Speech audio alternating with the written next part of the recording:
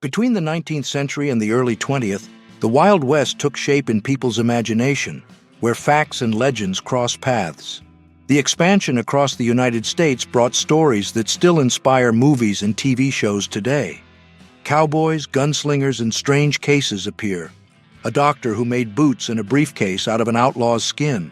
Another bandit who left poems inside safes. Subscribe to our channel and follow 25 surprising stories you may have never heard before.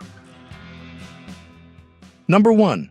George Big Nose Parrott, an outlaw of the Wild West, met an end as strange as his fame.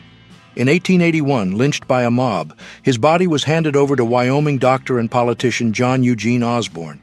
He had a pair of boots made from the criminal's skin and wore them when he took office as governor.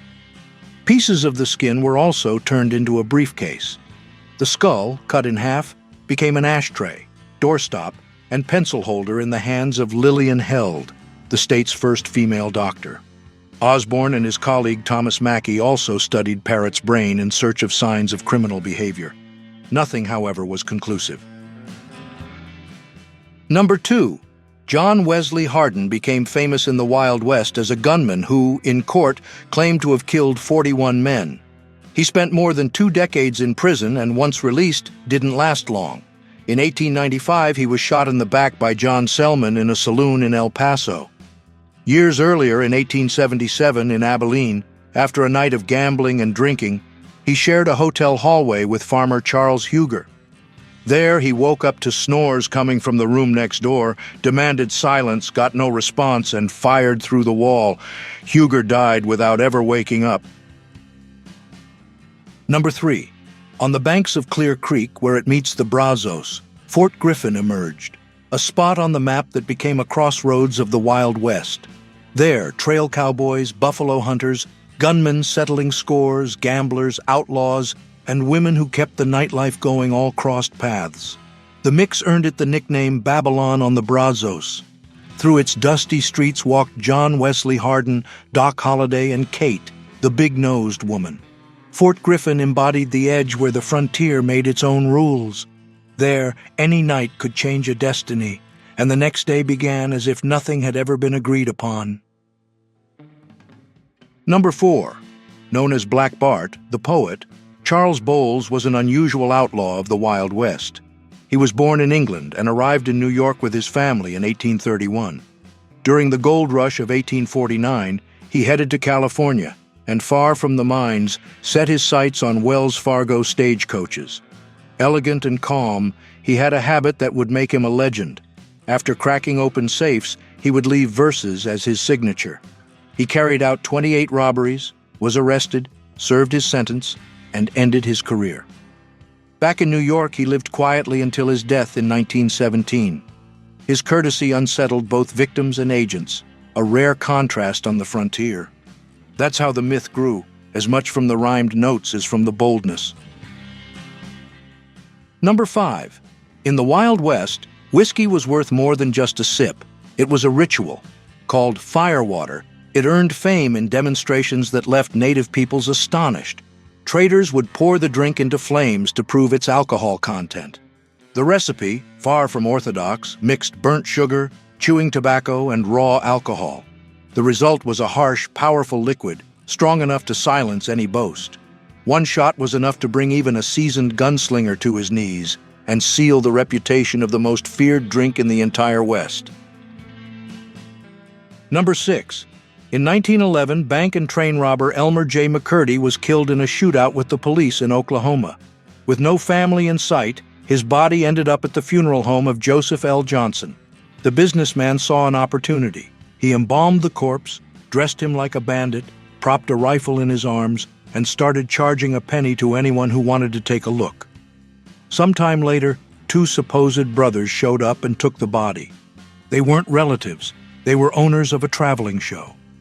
Elmer became a carnival attraction, toured the country, was abandoned in a warehouse in Los Angeles, rediscovered in 1949, and only 27 years later was finally buried under a slab of concrete to discourage future curiosity seekers. Number 7. Jesse James became famous as the face of crime in the Wild West, but many point to his older brother Frank as the more ruthless one. Together, they led the feared James Younger gang, behind robberies that left bank employees and civilians dead. In 1882, after Jesse was murdered, Frank decided to end life on the run. He surrendered to the governor of Missouri and admitted he had lived in the saddle, saying he had never known a day of perfect peace.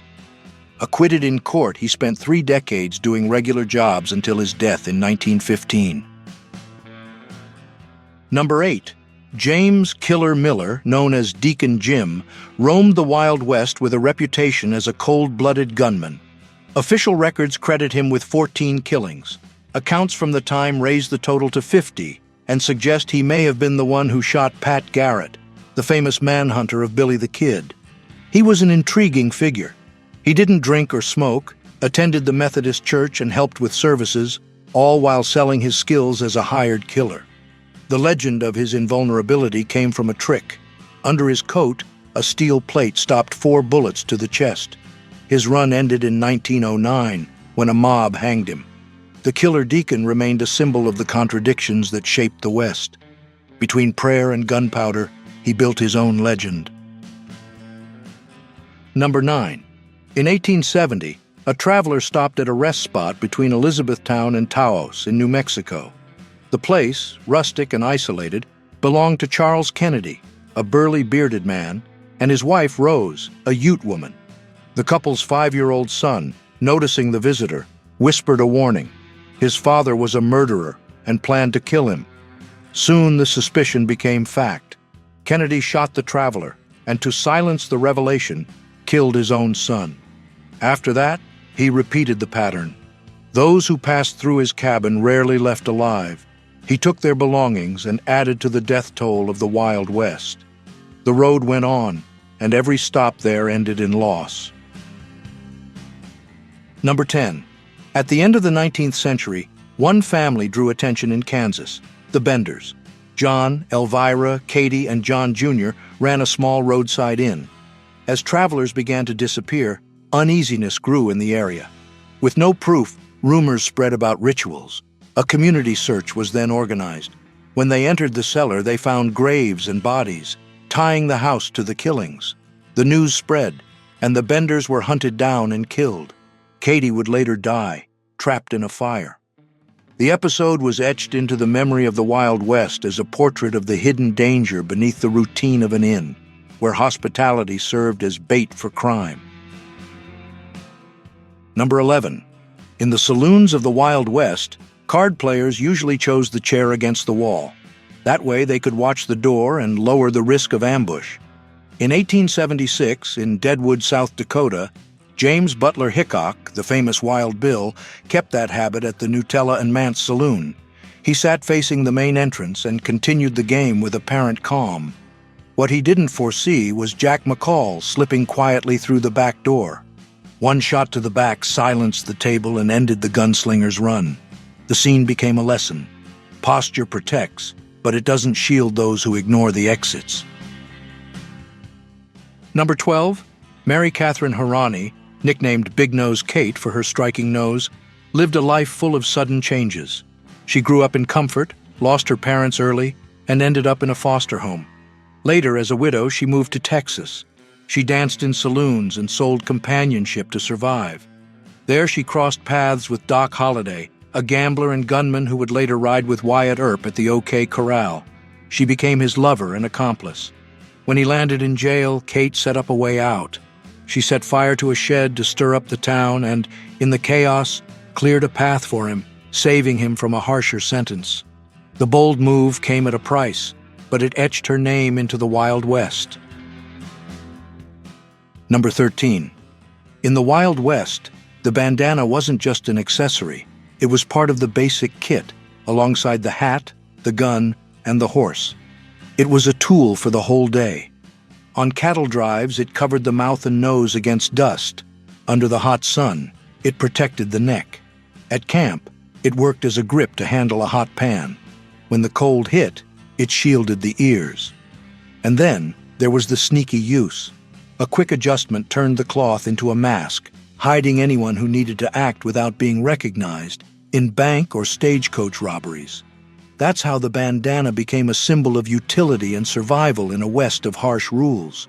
In tough moments, it could still serve to improvise bandages, tie down loads, or signal a partner from a distance. Number 14.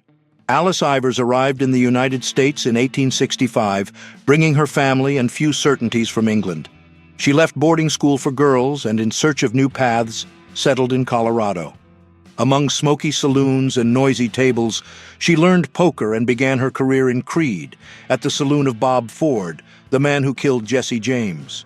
Skilled with the cards and with a captivating presence, she became Poker Alice. She used her charm as bait, confused rivals, and drew crowds. Her fame exploded when she won $6,000 in a single night, a fortune for the time. In 1910, however, a confrontation in her own saloon ended with the death of a soldier.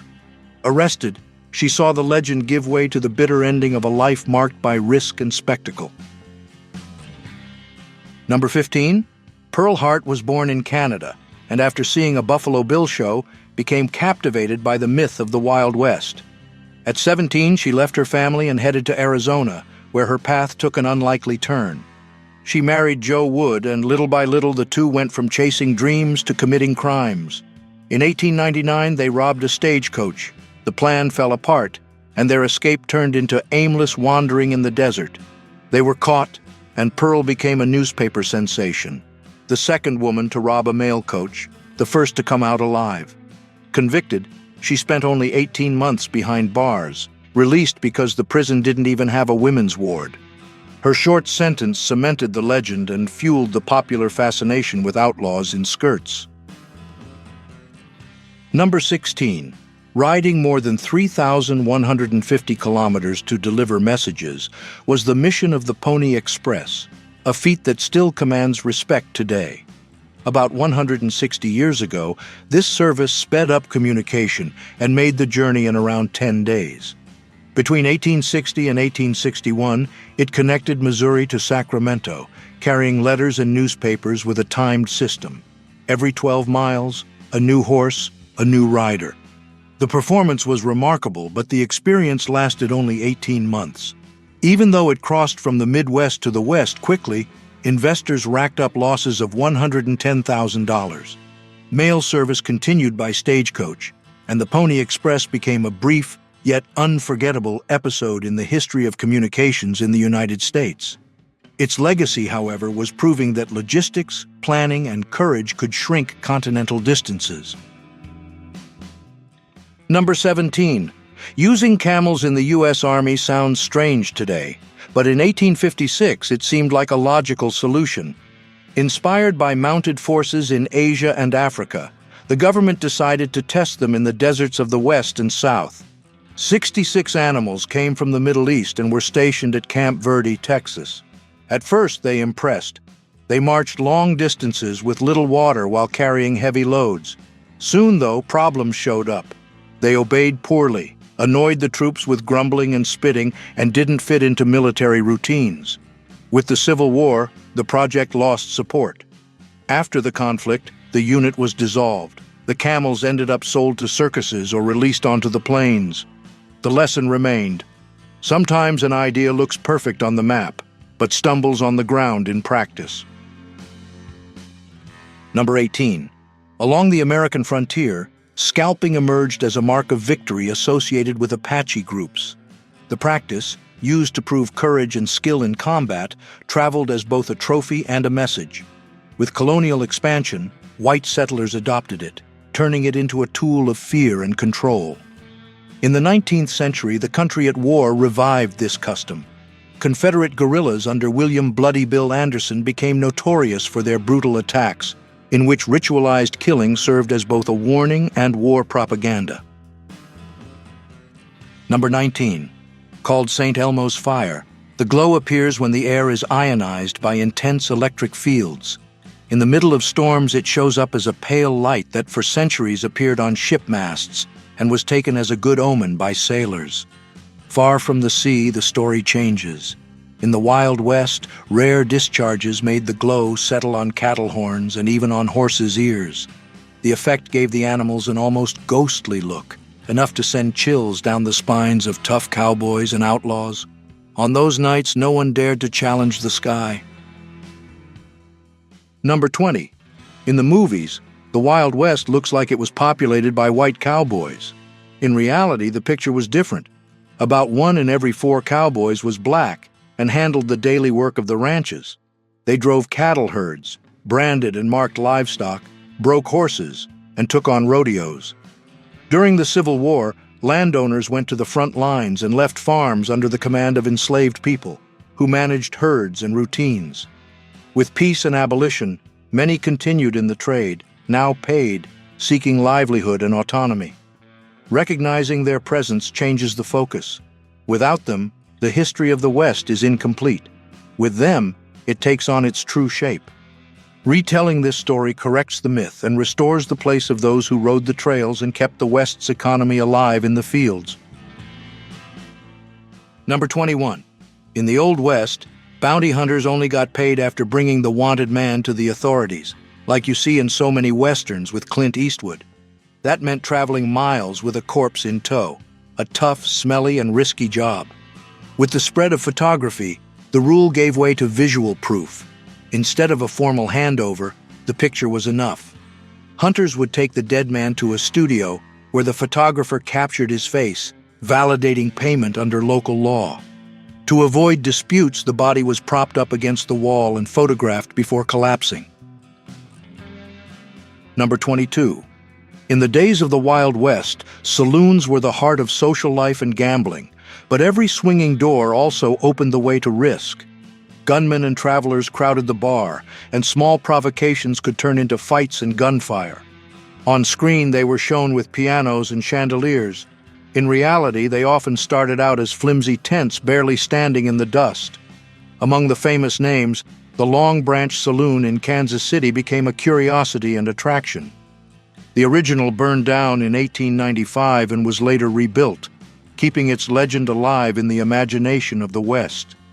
Even so, they were places of business and news, where strangers drank and struck quick deals. Number 23. Tatanka Iyotanka, remembered as Sitting Bull, emerged in the 19th century as a strong voice for his people. Known for his bravery, he also chose to negotiate, trying to contain the violence surrounding the plains. His bond with the land and animals sustained his authority and guided his decisions. After years of clashes with the armies of the United States and Canada, he surrendered and was taken to a reservation. There, he briefly agreed to take part in Buffalo Bill's show, riding on horseback across North America and Europe. He soon gave it up. He didn't see himself in that role, nor in the daily life imposed by whites, and reclaimed his own dignity. Number 24. In the Wild West, women were the exception in territories shaped by cowboys, gunmen, and hunters. In towns and settlements, there were 3 men for every woman. In California, the gap grew to 9-1. To attract customers to saloons, owners recruited women who sang, danced, and chatted, keeping the drinks flowing and the cash registers full. The stigma followed these roles, but the reality was more diverse. Many were not prostitutes, maintained their independence, and in several places were treated with respect. Between music and noise, they negotiated boundaries, earned commissions on drinks, and kept the business lively until late into the night. Number 25, Geronimo, Apache leader, became known for his determination to resist the occupation by the United States and Mexico. Born in Sonora, he moved as a young man to a village in what is now New Mexico.